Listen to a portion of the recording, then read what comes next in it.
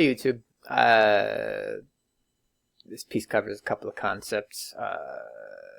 Give it a title in a couple of minutes. Anyway, so the right sees government as bloat and wishes to dispense with them, all while simultaneously relying on them to provide and maintain all infrastructure so that business can garner ever larger profits for the few.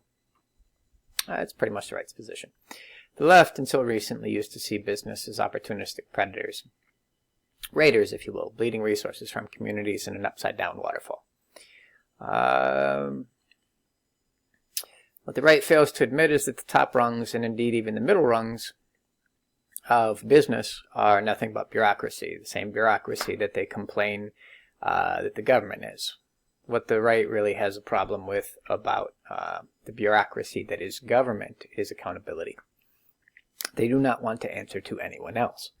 You can see sociopathic practices in business on every level, but it's really abundantly clear in the upper echelons. Show me a CEO, I'll show you a dictator. That's what they are. They prove not infrequently that government cannot be trusted with back one. All right, so they see government as hypocritical because government itself often lacks accountability. This is true. They prove not infrequently the government cannot be trusted with said accountability by bribing them. They do indeed do that. This is a two-parter, obviously. The business is accountable, the government is accountable. They offered the bribe, they accepted the bribe. Interestingly enough, the business proved that it needs regulation by trying to bribe to avoid regulation, because they can't be trusted to go through the correct channels, right? So much so that they've even actually, in some cases, rewritten the laws, but not for everybody, as it affects them. So, you know, they're not accountable to the same laws others are. Anyway, if you need proof of that, by the way, just throw that out there real quick. Just take a look at any business that has ever been responsible knowingly or unknowingly for the death of one or many people, and what you'll see is a situation in which nobody did time. Nobody.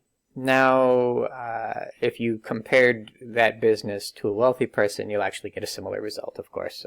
Wealthy people tend not to do time when they kill people if they can pass it off as accidental, or even when it's not.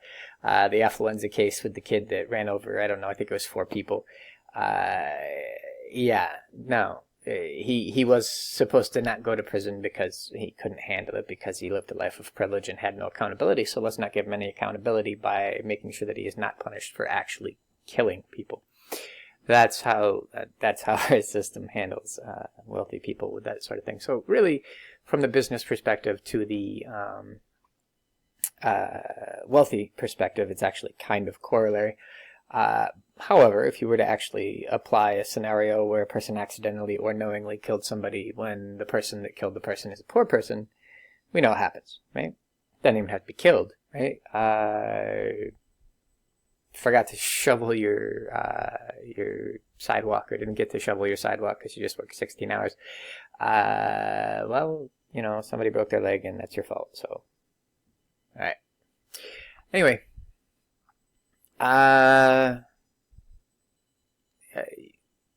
With no regulation or even pretense, business does truly shameless things. Government is comprised of human beings, two, that should be a 002, and as such can be trusted to do things both dumb and wrong. The difference between the two is that the people have redress with the government on a level short of torches and pitchforks. So what I'm talking about is the fact that you can, when government works even remotely the way it's supposed to, and even when it doesn't, you know who to call on the carpet, and you can actually do something about it without violence. When it comes to businesses, really your only redress, if you were going to try to correct a business for what it did without government, would be violence. Violence would be the only way you could do it. Some people would say vote with your wallet, but vote with your wallet is not an accurate thing. The fact of the matter is, if you remove government from the equation entirely and you tried to vote with your wallet against business, well, first of all, the business would be a monopoly, because the monopoly would form. It's just a question of time. And that monopoly would protect itself, and that monopoly would protect itself with armed guards. This is even with government, both historically and in both ancient history and in recent history, this is well demonstrated. Powerful businesses went to war. The silk trade, spices, etc., etc. They went to war. They went to war all the time. They had the power of governments within themselves, and that's what they did. They fought wars in the streets over their products and the profits that they could generate from them. This is why we have government. And the funny thing about the right in this regard is that they're completely intellectually dishonest to the entirety of human history.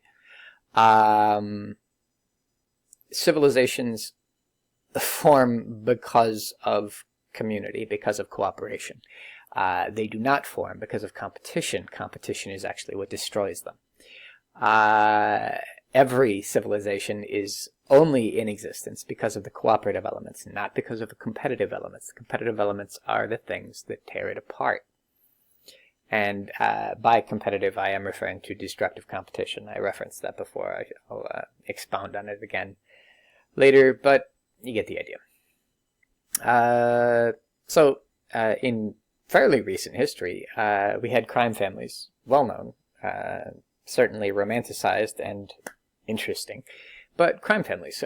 Crime families were businesses. Crime families were businesses not approved by the government that operated anyway. Now, we can get into the particulars on whether or not that business was really actually illegitimate or wasn't, and the truth is some of it would have been legitimate and some of it wouldn't have been, but for the fact that the government was trying to control what was and what was not business outside of the realm of what the people wanted. Obviously, a protection racket, nobody wants. On the other hand, prohibition. Everybody wanted alcohol, no question. So you can't protect the people from themselves, but you have to give them the option. They have to choose. You don't regulate the people, you regulate the businesses. So prohibition fails because you try to regulate the people. And, so on and so forth. The whole drug war, marijuana, blah, blah, blah, same thing. Anyway, the short of this is that the left was correct. The left is correct no longer, however. The left has largely sold out to corporate interests or gone to a regressive stance that tries to oppress individuals in the name of justice. We do need government. We also need to hold them accountable. To hold them accountable, we need unity. 1 person, 10 people, 100 people, 1,000 people is not going to get the attention of elected officials. That's not how it works. So, to achieve unity, we need frank and open discourse and open minds, willingness to consider. Now, the reason most people are wrong about a thing is because they approach it from their angle, and when they see evidence for it, they go no further. They do not consider both sides, nor do they consider what happens next. They like what they got, so they stop and call it thought through. This is the nature of bias, and it is fantastically easy to do. What most people deny is that it's also fantastically easy not to do.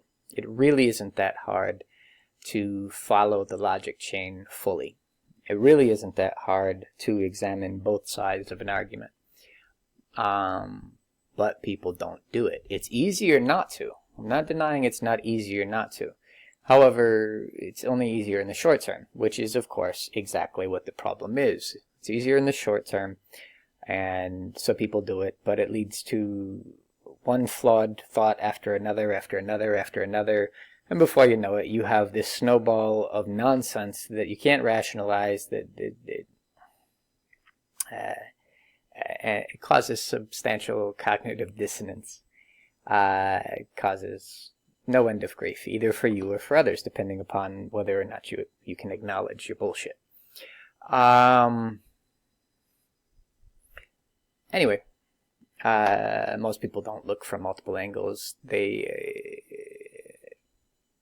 You have to look from every one that you can imagine has relevance. If you are presented with an angle that logically makes a certain amount of sense that you haven't considered, you have nothing more to say about the subject until you stop and you think about what's been said and how that implicates what it is that you're saying.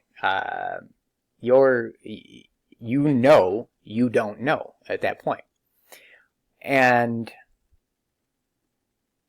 the reason people continue to argue these notions is because they attach ego to their ideas. So it's not the idea that's wrong. It's you. You're wrong. Because your idea is you. Your idea isn't you. Your ideas are your observations of the world as far as they have gone.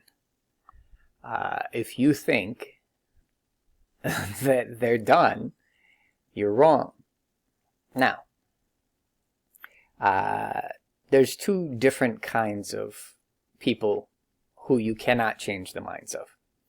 There are the kind of people who have considered something very superficially and you cannot change their mind no matter what, because they stopped where they stopped because they wanted to. They liked the answer. This is the group I'm talking about. You can't change their mind because it doesn't matter what you say. No evidence is going to move them. This is ego. Now, what we should be, and what we need to be, if we're going to unify, is the other thing.